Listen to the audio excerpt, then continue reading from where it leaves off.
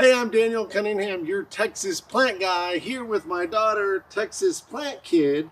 And this morning, we're going to talk to you about one of our favorite natural resources, water.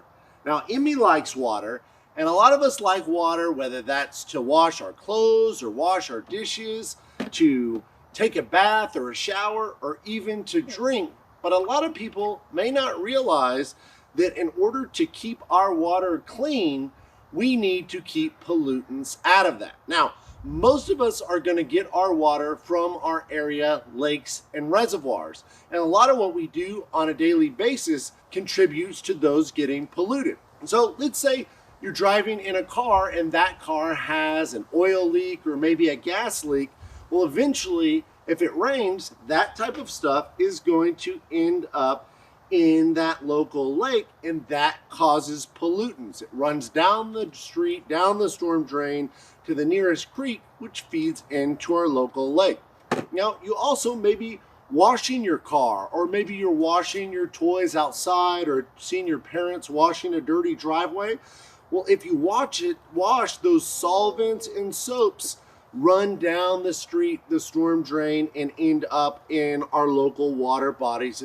Now, we've heard a lot about pollution and litter, and unfortunately, 90% of litter is going to end up in our water body at some time. So that could be water bottles or candy wrappers or any kind of trash. That solid material is going to eventually go into our local lakes, and that's kind of nasty, isn't it, Emmy? That's nasty. Now, another way we use water is outside in the landscape to help our plants grow, but we need to make sure that debris from the landscape stays on our property. This time of year we see leaves falling and people blowing the leaves down in the storm drains, or maybe the grass clippings, or you may see erosion happening on your property where that soil is washing down the storm drain. Well, eventually those grass clippings and leaves are going to end up in our local water bodies and our lakes as well. Now, periodically you have to fertilize your plants in order to keep them healthy, and some of those fertilizers are going to run down the storm drain if we apply too much or not the right way.